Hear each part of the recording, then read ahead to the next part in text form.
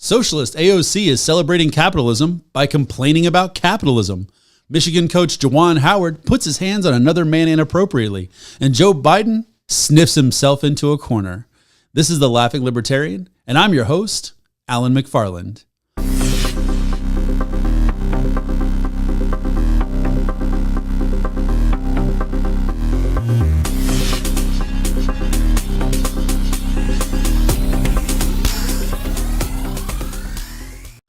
AOC, Twitter's favorite socialist, is again flexing her inner capitalist by launching a new line of t-shirts, proving she wants you eating government cheese while she eats with elites.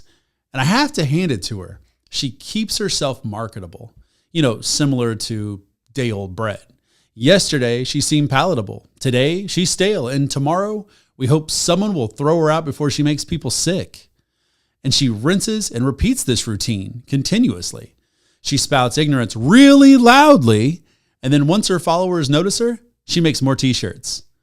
I'm just proud of her for not trying to sneak the cost of production into another Democratic omnibus package, because even though her assistant claims she writes more bills than anyone else, hiding them amongst a sea of bills is really the only way any of her legislation will ever get passed. And speaking of things to be passed on, the Abolish ICE shirt is the latest offering. But when it comes to AOC, you have to kind of wonder if she just wants her margarita at room temperature.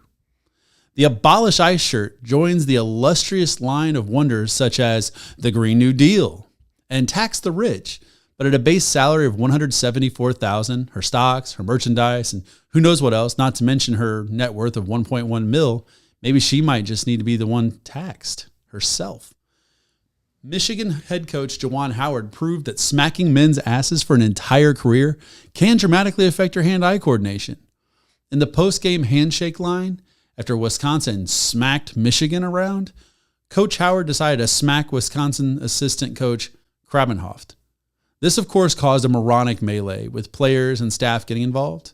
You'd think grown men could set aside their emotions even for just a few minutes and maybe go through the motions for the sake of sportsmanship. But this is telling of how far we've strayed from the roots of sports. And now we have an idea being circulated about ending post-game handshakes altogether. Patrick Ewing, of course, talking about this and expressing the dangers of taking emotional players and putting them in close proximity after they fight so hard during the game. And I don't see why the NCAA would care about men beating each other. I mean, they allow Leah Thomas to throw on a one-piece and beat women every single weekend. But on a serious note, I just want to commend the bravery of the citizens of Ukraine. They're taking it to Russia, even with the odds stacked against them at every turn. But they keep fighting. And it's unfortunate and it's completely uncalled for. And hopefully this all ends with a minimal loss of life, to be honest with you. And while I don't think we need to intervene, we also don't need posturing from a president who's doing great just keeping his pudding cup off the front of his shirt these days. And just as softly as old Joe told us that children played with his blonde leg hair, he tickled Putin with sanctions. This idiot has done nothing but put us in the worst possible situation, then blame it on something else happening in the world.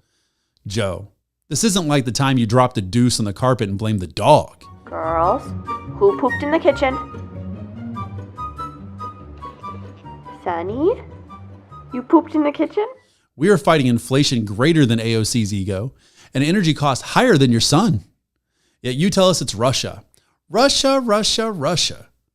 Listen, we aren't stupid. You want to bolster the country's infrastructure.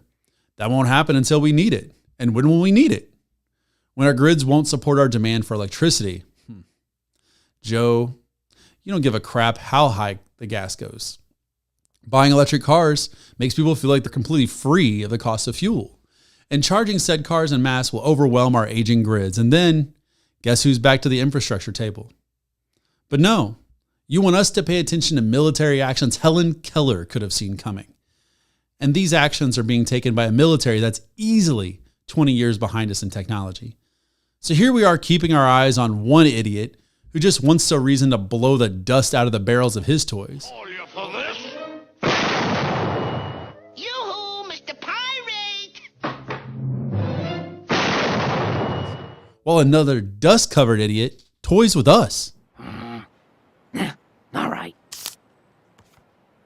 Here you go. Woohoo!